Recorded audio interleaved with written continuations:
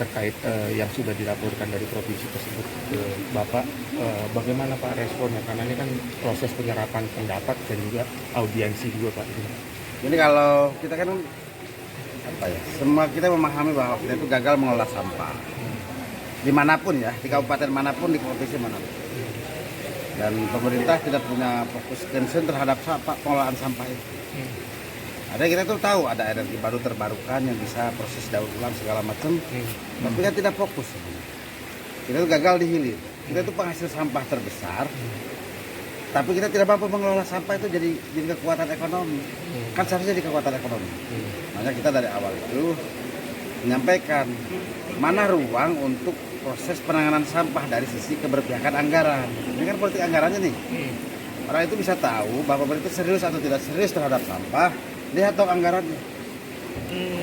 Lihat KLHK. KLHK itu berpihak seperti apa ke pengelolaan sampah.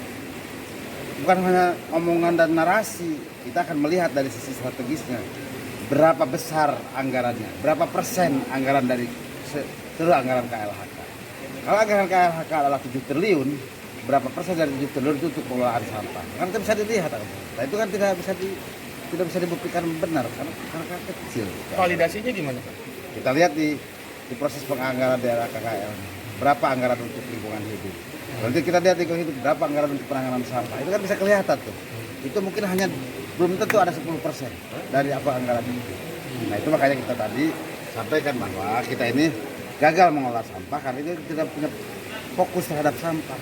Salah satu fokus terhadap pengelolaan sampah itulah keberpihakan anggaran kita terhadap proses pengelolaan sampah. Pak, ini ada yang harus di manage nggak Pak? Terutama terkait yang tadi penganggaran sampah, kan ini kan juga masuk dalam program kementerian Pak.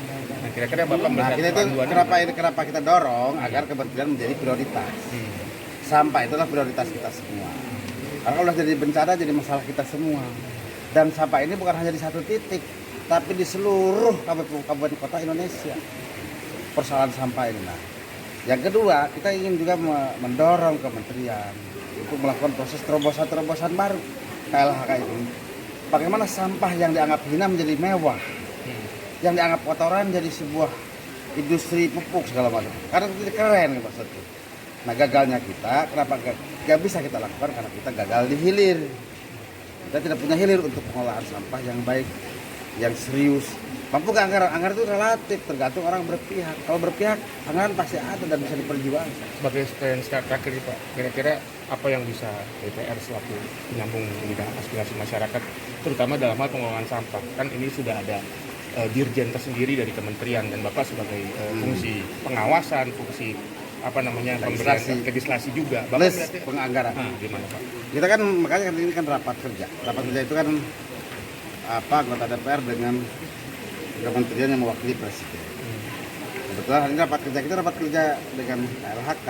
Ya salah satu tanggung jawab tentang sampah. Dan karena ada di lingkungan hidup. Kita dorong diperbesar anggarannya, diseriusi manajemennya, dan jelas targetnya. Bagaimana sampah yang hina menjadi satu yang mewah.